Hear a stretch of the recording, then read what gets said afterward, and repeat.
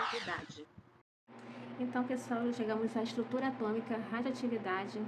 E antes de mais nada, peço aí a ajuda daqui a professorinha para se inscrever no canal e dar seu like, suas curtidas, compartilhamentos aqui do YouTube. Então, bora lá. A radioatividade são fenômenos ligados ao núcleo do átomo. Geralmente estão associados à instabilidade do núcleo e, na tentativa de haver essa estabilização, a radioatividade entra em cena, entra em ação. Então, como já vimos em vídeos anteriores e tudo mais, mencionando que geralmente as reações químicas acontecem a nível eletrônico, na parte da eletrosfera. Aqui vai ser sempre associado ao núcleo. E vamos ver também algumas curiosidades interessantes, que também o elétron às vezes aparece também no núcleo também, mas vamos ver isso mais para frente. Mas basicamente essas reações acontecem no núcleo. E se tratando de núcleo, se você tem uma reação nuclear, com certeza nesse caso vai haver modificação do elemento.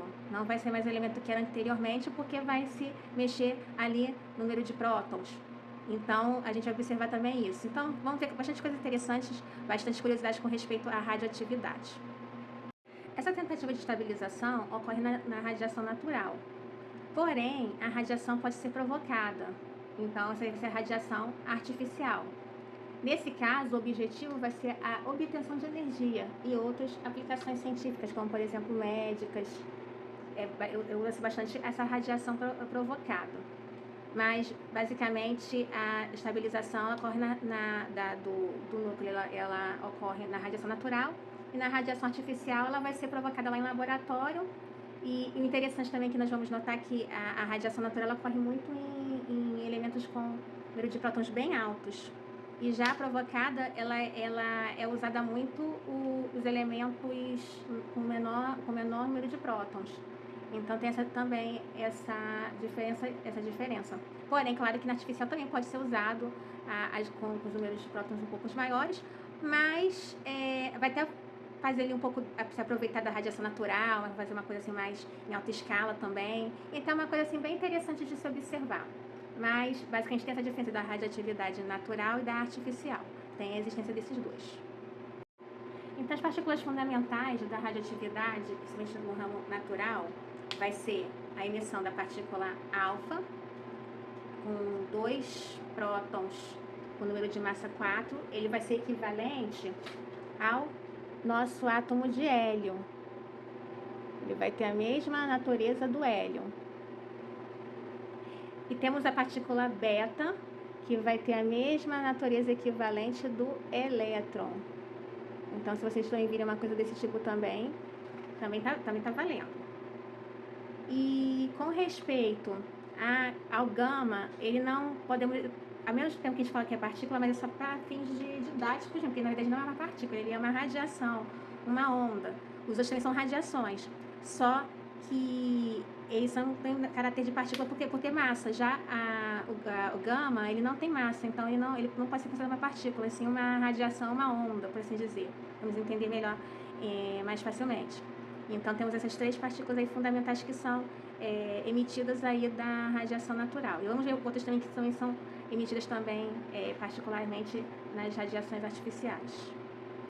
Temos aqui a partícula alfa. Essa partícula alfa, ela está aqui um exemplo da degradação do rádio. O rádio, ele vai se decompor na partícula alfa e vai se resultar no radônio, 86, e uma número de massa 222. Então, a gente observa que quando nós somamos o produto, vai dar exatamente o número do reagente. Vai ser 2, a partícula alfa, e 86 do radônio. Então, ficou 88 no reagente do rádio. Então, é mais ou menos isso. A gente observa que o princípio da estequiometria, só que é uma estequiometria voltada para da radioatividade. A soma é igual os reagentes. A soma dos reagentes igual a soma dos produtos. Aí sempre está observando essa mesma proporção. A partícula beta, ela na verdade é uma partícula que começa bem pequenininha, né? Porque ela tem o seu... essa partícula ela nada mais é do que um elétron originário do núcleo. Então observamos aqui que a degradação do urânio, que ele emite uma partícula beta e que resulta no netúnio ou neptúnio. E a gente observa que quando há essa degradação do urânio, ele vai resultar num elemento com um número de atômico maior do que estava inicialmente. Afinal, ele ganhou um próton, por assim dizer. A gente vai entender um pouquinho melhor nas observações, mas no caso, essa emissão da partícula beta, ele vai resultar no aumento do número de prótons, ao contrário do beta que sempre resulta em um elemento com um número de prótons menor, e de massa também. Por que a partícula beta, que é um elétron, é emitida do núcleo atômico se aprendemos que os elétrons ficam na eletrosfera? É bem louco saber que existe um elétron dentro do núcleo, mas a verdade é que esse conceito do elétron ser emitido a partir do núcleo nada mais é do que da degradação do nêutron. Então, o nêutron é representado na figura, no esquema aqui, como se fosse uma partícula radioativa, por assim dizer, né? Então, tá o nêutron, que possui carga 0 e número de massa 1, ele se decompõe no próton, que tem carga 1 e número de massa 1, mais o beta, que no caso seria o elétron, de carga menos 1 e número de massa 0. Então, justamente é por isso que esse elétron, que por assim dizer, surge de dentro do núcleo do átomo, é a degradação do nêutron. Como não tem massa nem carga? Devido a essa natureza, é uma radiação onda eletromagnética de alta penetração. Sua emissão não influencia o número de massa e nem de carga. Qual a origem da radiação gama? Com respeito à origem do raio gama, ela é bem interessante, porque ela vem do mesmo conceito dos níveis de energia de Bohr, que acontece na eletrosfera, só que, em vez de ser na eletrosfera, esse conceito é lá no núcleo.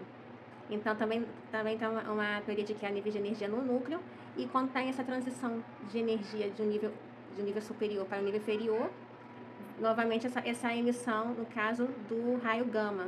Isso tudo acontece dentro do núcleo. Então, o que acontece no Bohr acontece também no núcleo, por assim dizer. Então, daí que vem o raio gama, essa emissão do raio gama. E daí ser uma onda também, não ser uma partícula. Ainda temos a partícula de decrementos artificiais, que são os pósitrons, beta positivo, que é o análogo ao beta negativo, e a partícula elétron, que é da captura externa de elétrons. Finalmente, temos os exemplos do pósitron, dos decrementos com pósitron e com o elétron externo. Aqui temos o polônio, onde a emissão desse pósitron, que é o análogo do beta negativo, que é aquele elétron interno que resulta da degradação do nêutron dentro do núcleo, mais o bismuto, que resulta desse produto.